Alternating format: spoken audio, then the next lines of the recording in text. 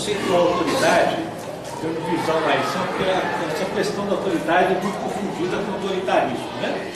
Quando a gente perde a autoridade, a gente cai no autoritarismo. E o que a gente entende de respeito é que gera, às vezes, o autoritarismo.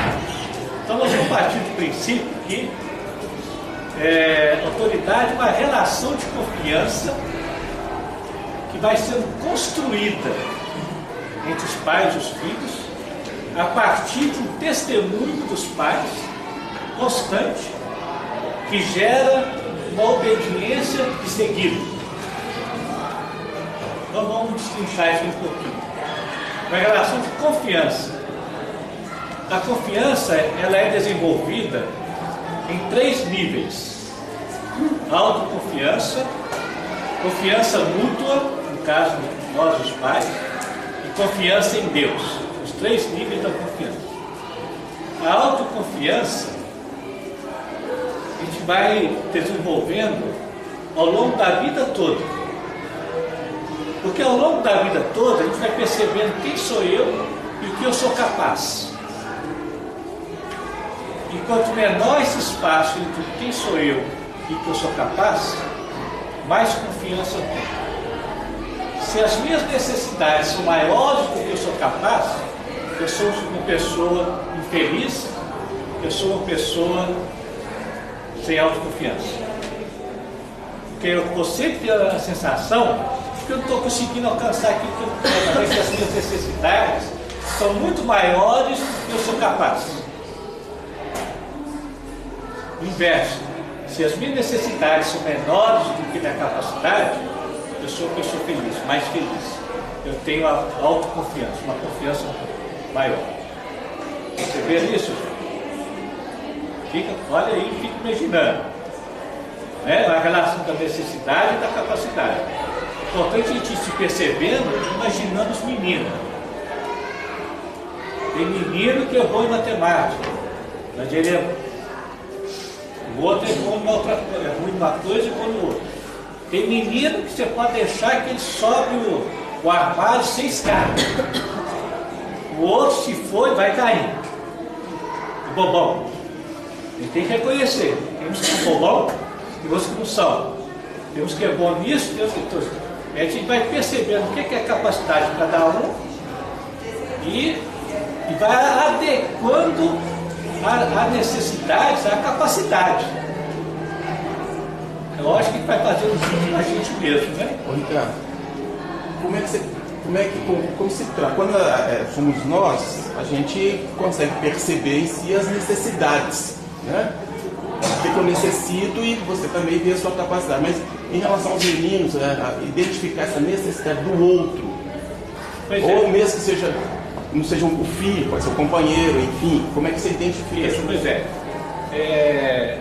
um processo em que, ao longo do processo que está com ele, a gente vai percebendo o que é a minha necessidade e o que é a necessidade real daquele momento existencial daquela criança.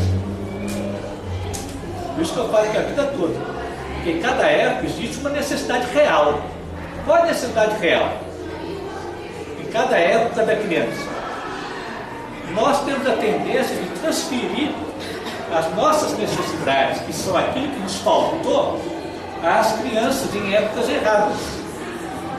Então, tem certas épocas que ela precisa de tão pouco e a gente quer dar mais, porque faltou na gente, né? A gente quer dar mais em função do que faltou, aí fica aquela bagunça. Então a gente começa a criar necessidades falsas.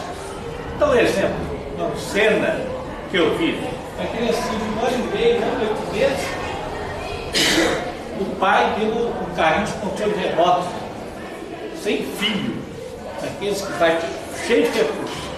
O que aconteceu, gente? Vocês acham que aconteceu? Hein? Aconteceu que o menino fica, o pai fica aqui, aqui,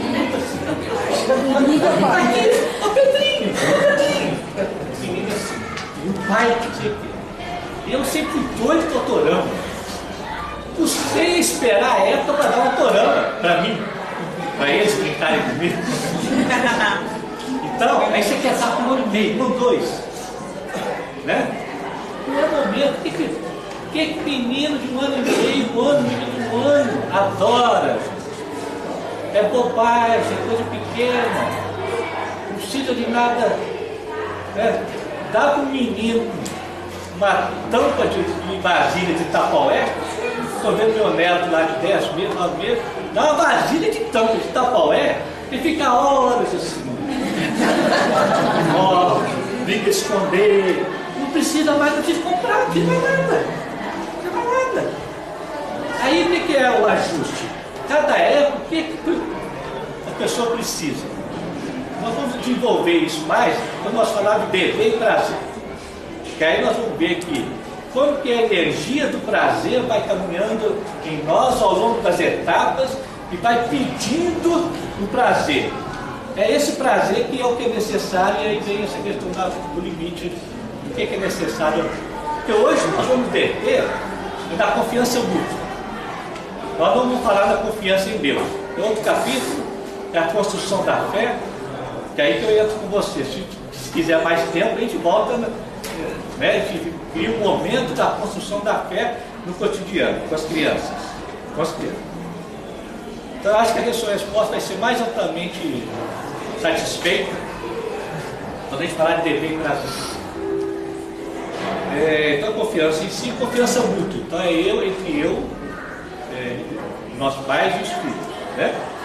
Então, autoridade, voltando aqui no conceito, é uma relação de confiança. É um testemunho.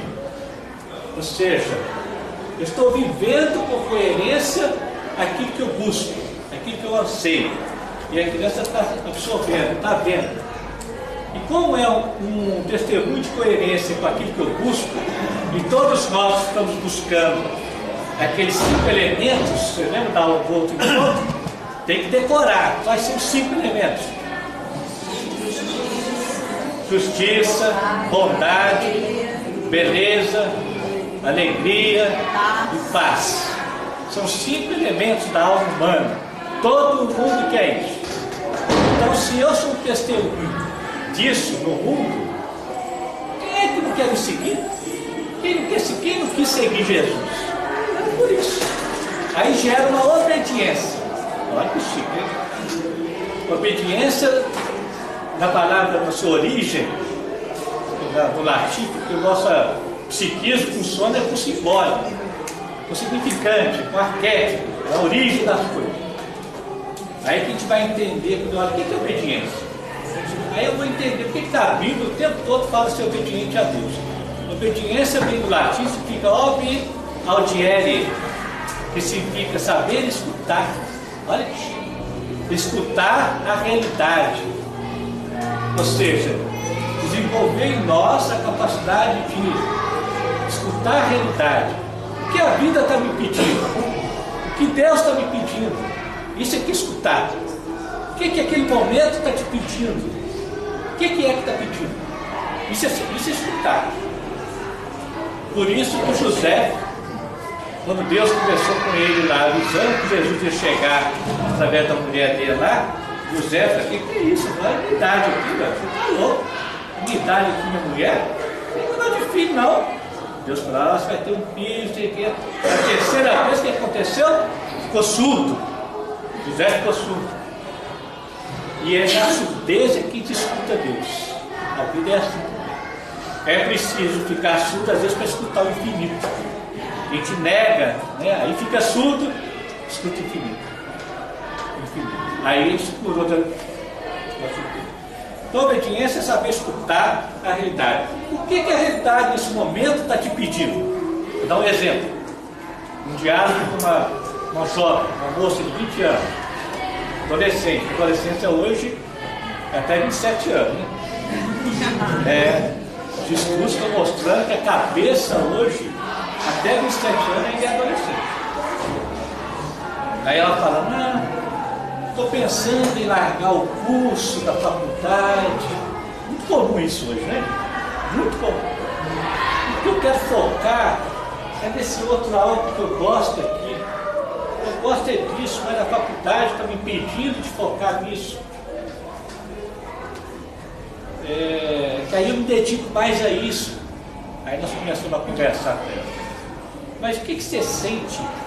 O que estaria lhe faltando para que você pudesse se dedicar mais ao que você gosta? Qual é o sentimento, que sentimento está emergindo nesse momento? Nesse momento, que está te fazendo sentir que não está dando para fazer as duas coisas? É o tempo. O tempo não é sentimento. Qual é o sentimento que tem a ver com o tempo? O que você sente que lhe falta? Aí ela fala, está me faltando ser mais dinâmico. Detectou. Então veja bem, se a vida está te provocando mais dinamismo que você não tem, se você largar isso em detrimento do outro, você vai perder a provocação. Porque ao estar só com o outro, não vai ter mais a necessidade do dinamismo. Então a questão não é geográfica, não é querer mudar a situação, é de estar nela para escutar o que a realidade está te pedindo, desenvolva o que você não tem, ou você precisa, é necessário, desenvolva esse dinamismo. Como que eu vou desenvolver esse dinamismo? Aí que entra a beleza dos pais, criando situações, criando situações, provocando. Está faltando dinamismo, então vou fazer isso. Aí ela tocou. E não foi preciso, por enquanto, de grandes mudanças. Largar isso, largar aquilo. Percebeu? Então o que a realidade está me pedindo? Então a obediência é escutar. Ô Ricardo, e quando a gente tem dinamismo, a gente tem disciplina, a gente acaba criando disciplina para dar conta de tudo. Nesse caso, ela vai concluir isso, precisa de disciplina. Isso, horário, isso, sei o quê. Aí eu vejo que dá, que é possível. Que ela mesma vai explicar a disciplina, ela mesma criou a mostrada. Quando eu trabalhei um mês naquele serviço, eu me senti muito dinâmico, eu dei conta de tudo. É isso mesmo, porque você tem potencial, mas você ainda não deu encaixe. Percebeu? Então o que é a realidade para mim? O que é escuta? Desenvolver escuta. Pois bem. Então, vamos analisar aqui então alguns empecilhos, né? Vamos construir uma autoridade. Um dos grandes empecilhos para se construir uma autoridade é o conflito do certo e errado. Eu treinar isso, né? Tal do conflito do certo e errado começou lá atrás, lá na Santa Inquisição. Alguém resolveu criar uma lista dos pecados e definir o pecado, o que é o mal, o que é o bem, inventaram uma catraca para ir para o céu, para o limbo ou para o inferno, né? E aí você chega na catraca e vai ver a sua lista de certo e de errado. Se a lista de errado estiver muito grande, conforme os padrões estabelecidos, o que fazia? Comprava indulgência. Não, nem indulgência, não. É isso mesmo. Isso mesmo. Comprava-se indulgência. Olha só, era assim que fazia. Nós ainda estou comprando indulgência, né? Vamos comprando. Hoje mudou, é bônus hora, créditos espirituais. Essa semana mesmo eu comecei lá com Deus, falei assim, Deus, quero vender todos os meus créditos que meu filho passando concurso logo. Quero vender tudo. Aí Deus virou para mim e falou assim, você quer um crédito? Aí eu repliquei, eu peço um empréstimo. Eu pago parcelado o resto da vida. Mas põe ele lá dentro desse lugar que ele tanto quer. É a mesma coisa, ele está comprando. Eu não sei se é bom ou se é ruim. Ele ir lá para o concurso, não sei. O que é bom, o que é ruim? O que é certo e o que é errado? Tudo vai depender. Vai depender.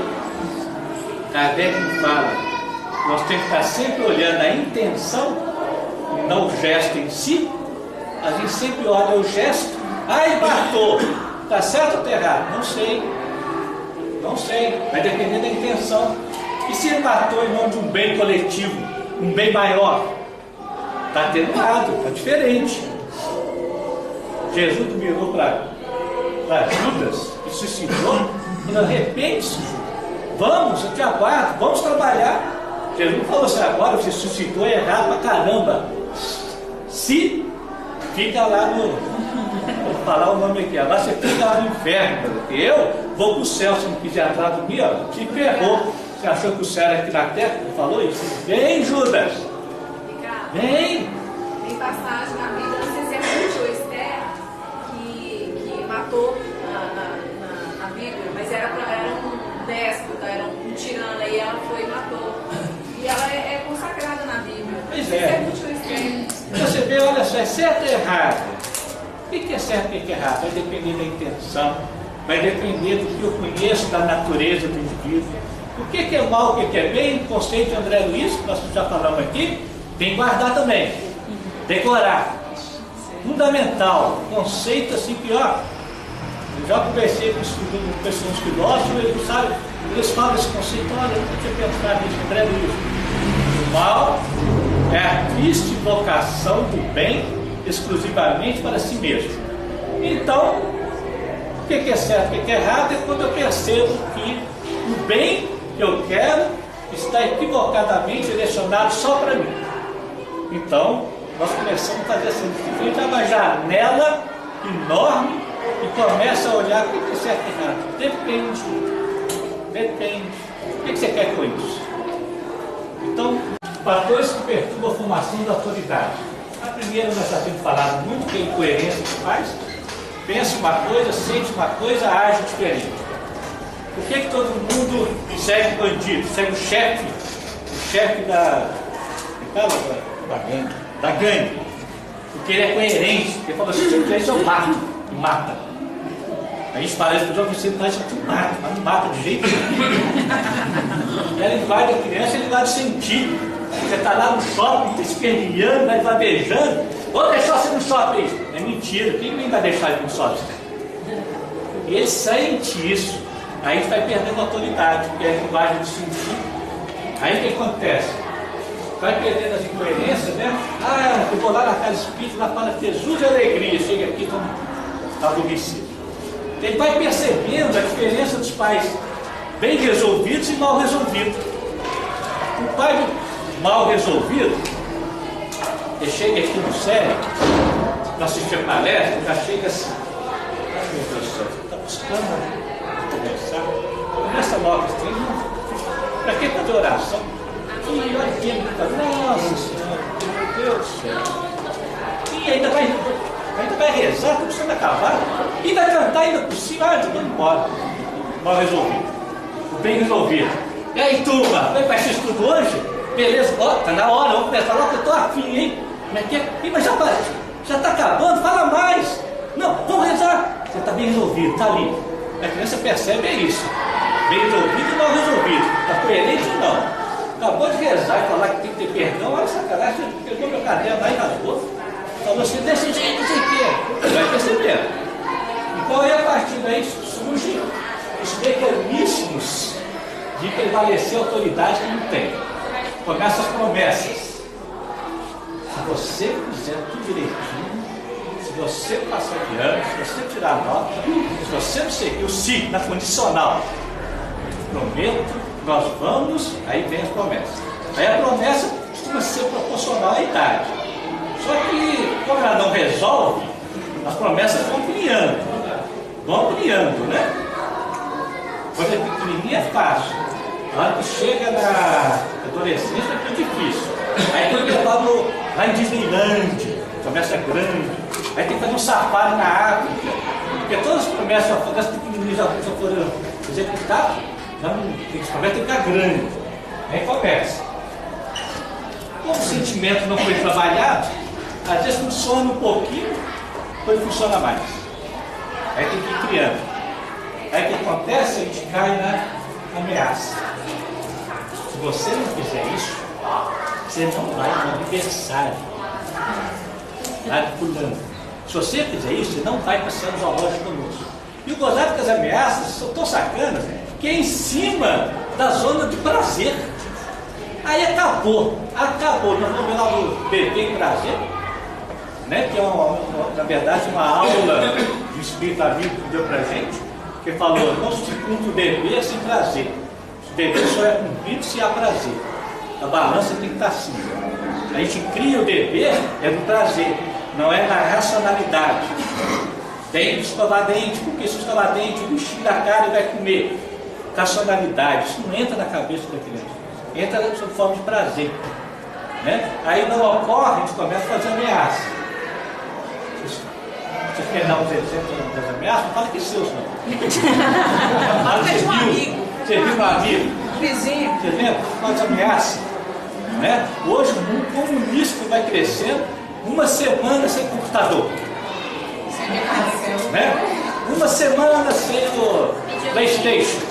Isso aí. Uma semana não sei o quê. Né? Primeiro os pais, cheios de culpa com medo, criam necessidades ilusórias, que aqui nós falamos no início. Aí se tão assim que vai lá e dá um iPod pro filho. Na época errada. Aí depois o que faz? Chantageia com aquilo que Deus. Olha só que coisa danada. E a zona do prazer. Não é sempre assim? Na zona do prazer, você não vai no clube hoje, vai ficar aí. Ah, não sei o que, não sei o que. Então, surge essa ameaça. Tem algum outro tipo de ameaça aí, gente? Lembrei. Hã? Ricardo, eu devia ter tido essa aula quando os meus meninos eram bebês. Eu já tomei pau. A gente começa a fazer um jeito que eu falei, fazer um jeito para comer, né? Ainda está ali, né? Tem que engordar. Depois que é adolescente tem que emagrecer. É difícil, né? Como é que fica isso? Aí, como não funciona, porque vai crescendo, vai piorando, né? Vai piorando, aí a gente cai às vezes na indiferença. Que é pior do que tudo. Eu prefiro ameaçar, fazer combater do que indiferença. Porque indiferença não é frieza, a pessoa assim, quanto mais disciplina, faz o que você quiser. Aí que o filho sofre mesmo, porque às vezes o filho precisa, quer.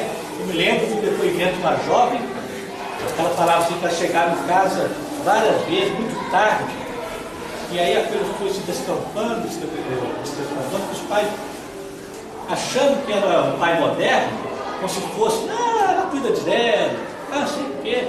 Um belo dia ela descambou com um processo aí ela contando, eu chegava em casa, eu queria tanto ver o meu pai na porta de casa, para me sacudir, para me xingar. Mas não, nunca, olha só que filha danada. Você faz isso, eles acham ruim. Se não faz, acha falta, sente falta.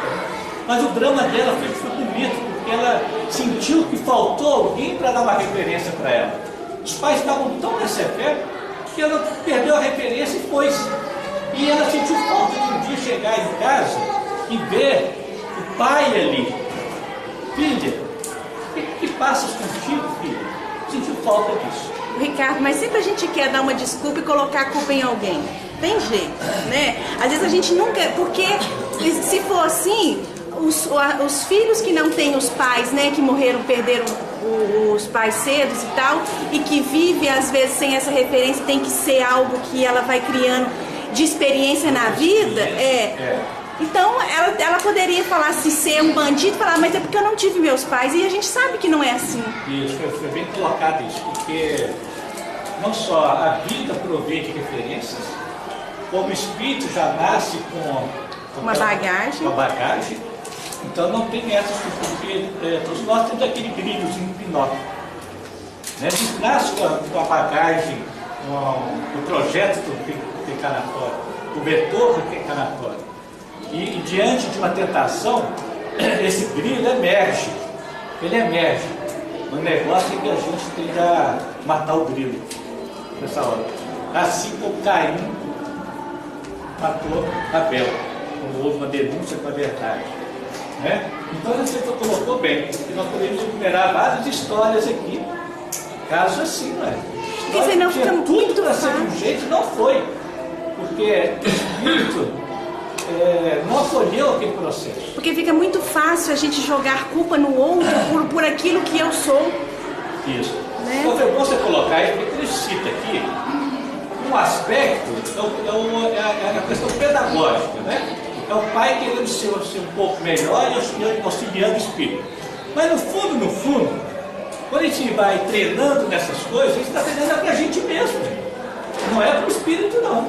Porque ele pode receber isso bem e pode não receber isso bem. E eu não vou chegar no final da reta da minha vida culpado, não. Se eu fui fiel àquilo que eu abracei. Ou seja, a proposta da educação é chegar lá com a paz, com a consciência tranquila. O melhor que eu, como eu entendia, eu fiz. Se um ficou bandido ou não, o que foi? É o Judas. Vai me dizer que Jesus fez o melhor que ainda o Judas para ele. Mas é isso mesmo, por isso que é para nós. Não vamos... Então, pais, principalmente mãe, que carrega muita culpa no coração, tem que ter essa consciência, tem que alijar a culpa ali. Ah, deixei de fazer, eu sei o quê. E a própria evolução, a gente vai se tornando pessoas mais maduras. E isso dá esse diferencial. Nossa, se fosse hoje eu faria diferente. Que bom, gente, que faria diferente. Sinal que você está melhor.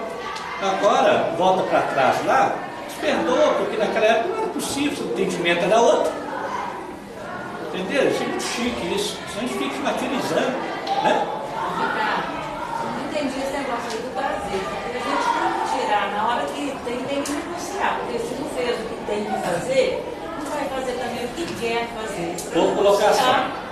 Tudo que nós estamos falando aqui, se não houver conectividade, você lembra que nós falamos no princípio da conectividade, você vai construindo a questão do prazer. Né? Ou seja, quando eu dei um exemplo bobo da evidente, eu gosto muito desse. Né?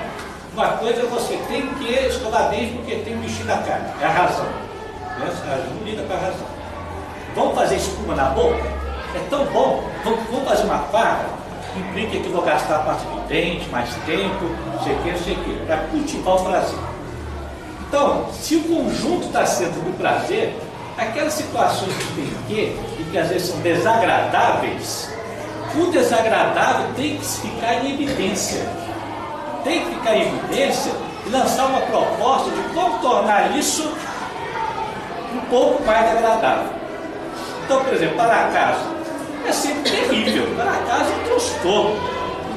Transtorno em casa, se você perde guerra.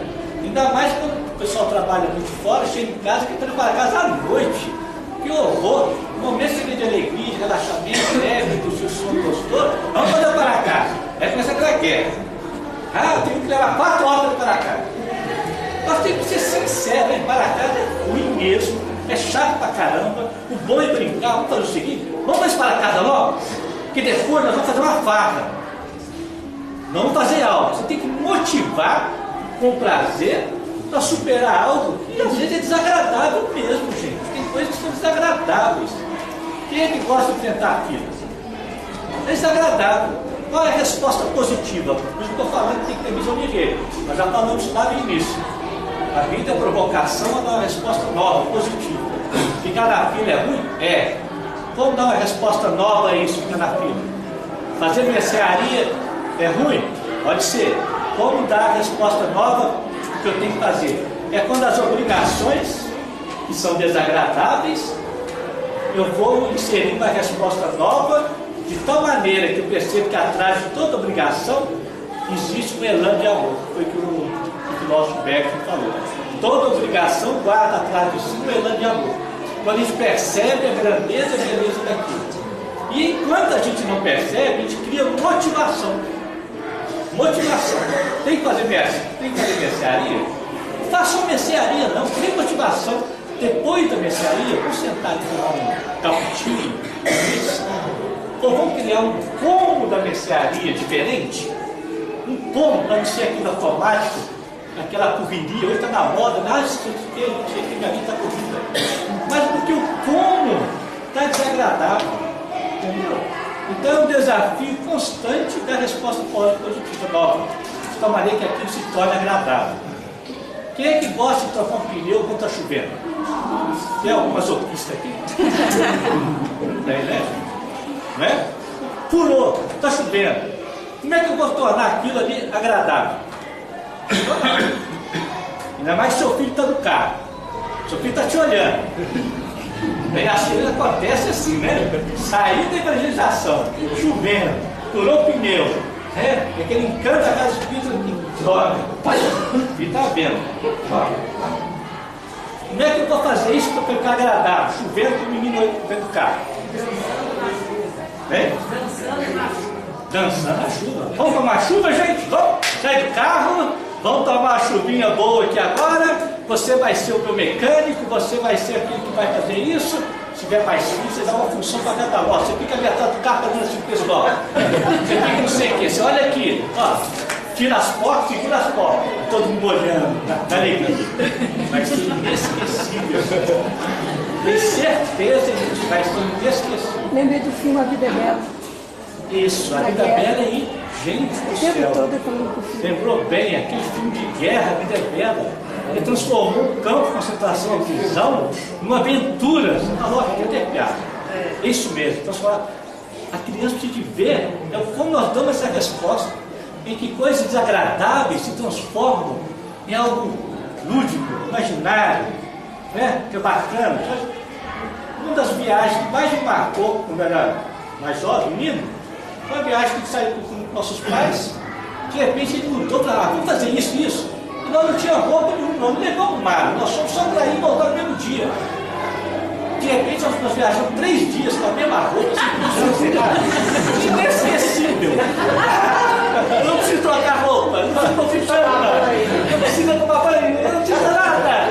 3 dias com a roupa, inesquecível. Tem que ser louco, tem que ser louco, isso é que é gostoso. Ricardo, mas os livros de educação ensinam a gente, de vez em quando a gente tem que atingir o prazer da criança. Então, por exemplo, a criança tem que atingir o prazer da criança. Então, ela fez uma birra enorme, você está indo para a festa de aniversário. Aí você fala, não vamos à festa de aniversário agora, porque você teve essa birra. Aí você atingiu o prazer dela. Eles ensinam a gente tem que fazer assim, não é? Pedagogia do privilégio negativo. Muito mais legal para esse, nossa, eu gostaria de tanto ir nessa festa com você, é tão bom conviver com você, eu gostaria tanto que nós fôssemos juntos, mas eu acho que você não está dando conta de ir na festa, né? Eu acho que você não está dando conta hoje, né? É um modo de falar, é a direção, é aquilo que eu quero. Que a gente quer eliminar o mal, elimina a pessoa. Não, eu quero é ele, eu quero você na festa, eu quero você comigo. Mas você não está dando conta. Aí, opa, que pena, né? Olha, eu acho que hoje nós vamos na festa sem Pedro. E hoje não está dando conta. Vai ver como é que é. E às vezes você fala até para a pessoa, gente, Pedrinho hoje, ele não está muito nervoso, é assim mesmo, né, gente? A vida é assim, que tem dia que ele não está pedindo para o trabalho, né? Coerência. Olha a coerência dos nossos pais. Né? Tem dia que ele não está a fim de ir para o trabalho. É mesmo, mas tem que ir, né? Ai, não, olha, que pena, gente. O Pedrinho não vai. Vamos, gente. Ele hoje vai ficar aí, porque ele hoje não está dando de botar o levanta. Ele faz assim, vai, vamos. É assim mesmo. Pode fazer que funciona. Então, o foco é o prazer. O foco é ele acolher. Acolher. Uma vez eu estava com esses pensamentos assim. Entrei na nossa comunidade. Pensamento, essas coisas de filho, a Preta Velha manifestou, veio ao meu encontro, só falou uma palavra assim, acolhe, voltou, entendi tudo. É sempre acolher a dor do outro, acolher a dificuldade do outro, e como dar uma resposta igual. Não ouvir, é muito comum minimizar o problema do outro. Adjetivar comportamentos. É outra coisa, né? É gozar disso, né, gente? Como a gente não dá conta, às vezes, do drama do outro, né? E isso é difícil para a gente, porque o drama do outro fala do meu drama também. Aí, na hora, a gente dá conta e inventa algum nome. E é gozado o seguinte, quando eles são pequenininhos, a gente fala assim, né? Ai, meu gatinho, ai, meu cabritinho. Quando eles vão crescendo, o animal vai aumentando, né? Putz, cavalo, ele está mais grande, isso a vaca. Vai maximizando o animal, vai crescendo. Vai ajudando. Vai ser que. Ou então outros adjetivos, conforme a natureza do outro. Justamente aquilo que ele é bom. Ele é lerdo, parece uma Loca, não, uma lesma. Mas é isso que é o talento dele. Com todo respeito, não precisa sentar e ouvir uma pessoa 30 minutos no consultório de psicologia, você tem que ser uma lesma mesmo.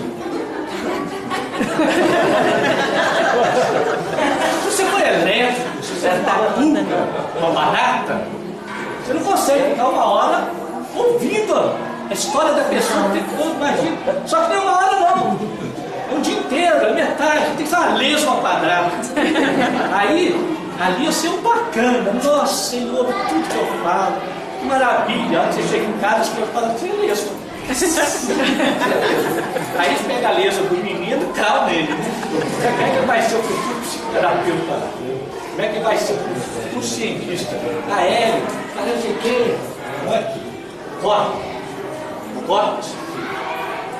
Né? Ok, gente? Bom, esses são os fatores que perguntam. Então agora nós vamos construir a autoridade. Se é coerência, tem que haver coerência entre pensar, sentir e agir. Então nós vamos escolher as virtudes para cada um: pensar, sentir e agir. E aí nós vamos vivenciar isso no cotidiano. Vocês vão ver que nada mais é do que pegar conceitos que a gente já conhece e invocar, acender um farol na educação. Que aí a gente vai ver, nossa, mas é isso? É. Então vamos começar, porque eu penso agora da vida. Você vai comigo, eu fiquei relaxado hoje. Então lá, autoridade, coerência, pensar, sentir e agir. Para pensar, nós vamos usar a indulgência. Esse é o principal, nós vamos terminar hoje com essa indulgência, a gente continua. Esse é o principal, é a nossa existência. A nossa existência. A indulgência não vê os defeitos de outro. Ou se os vê, evita falar deles e divulgar. Pronto. Podemos ir embora. Podemos ir embora? Podemos, né? A nossa pedagogia é toda do negativo, gente. É todo negativo. É o jogo dos 7 erros. Você faz uma comida gostosa, eu acho que faltou um pouco de coentro. Sacanagem, né? Faltou coentro e fica na falta. Né? Você arruma uma mesa bonita, olha, esse copo você escolheu não está bom. Você abre o caderno do menino, que letra horrorosa, olha do jeito que você fez essa letra. Olha lá. Não vê os defeitos. Não é cegueira, não. Você vê. Mas evita falar dele de cuidado, é pedagogia da virtude. Né? Você primeiro enaltece o belo, que comidinha gostosa, hein? Que coisa boa, nossa mesa ficou tão bela, gente.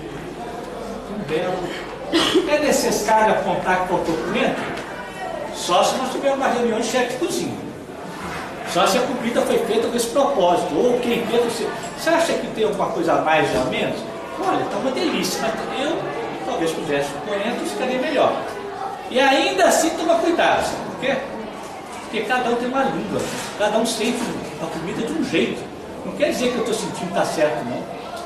Bem dizia minha empregada lá da minha mãe. Minha mãe com os 80 e poucos anos, ela faz a comida lá, ela fala assim, Elma, ficou salgada a sua comida hoje, hein? Não, sem sal.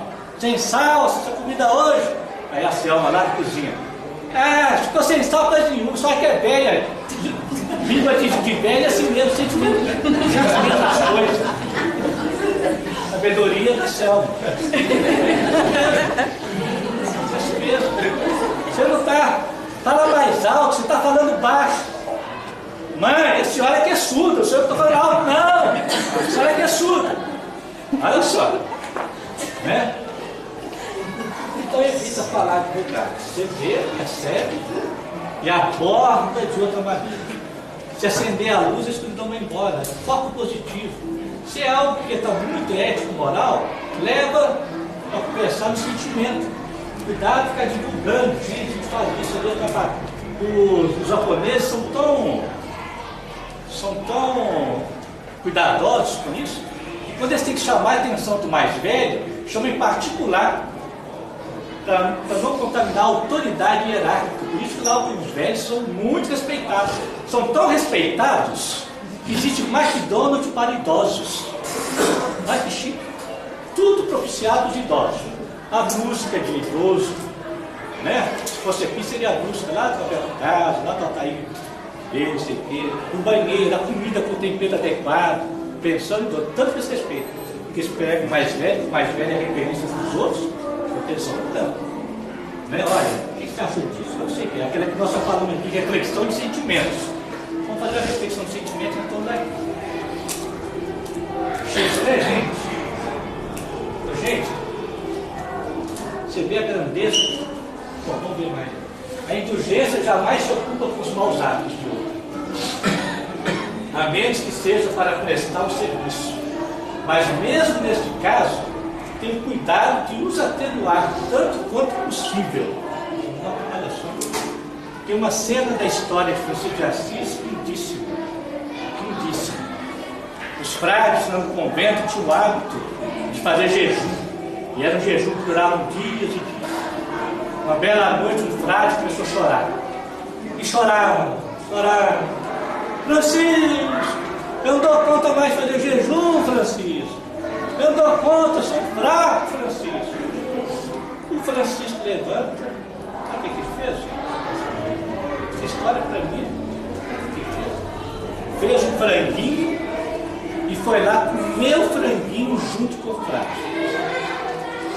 Olha o simbólico disso aí. Ele não só fez o franguinho e deu para ele, não, ele comeu junto. Porque se ele desse o franguinho para ele podia ter uma resposta aquela nossa, clássica. Seu fraco, eu dou conta de fazer jejum, você não? Então se vira. Então tá, acaba o seu jejum, não sei o quê, com limite para capacitar do outro. Então poderia reconhecer o limite dele, vai lá e come então. E depois você reza bastante, seu caráter é fraco. Não, ele fez o franguinho e comeu com ele, para não humilhá-lo, para não perceber a fraqueza dele. Ou seja, eu me fiz fraco para estar com os fracos, para salvar alguns. Jesus chegou no poço de Jacó e falou para a mulher samaritana: dá-me de beber. Ele tinha sede, ele estava oferecendo a água viva, mas ele comungou com a humanidade do outro. Gente do céu, depois que eu vi isso foi agora, recentemente.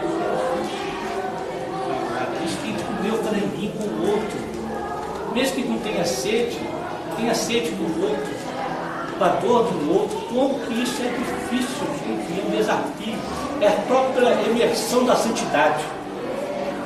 Quando você reconhece a incapacidade do outro, não dou conta, aí você vai lá e come franguinho com ele.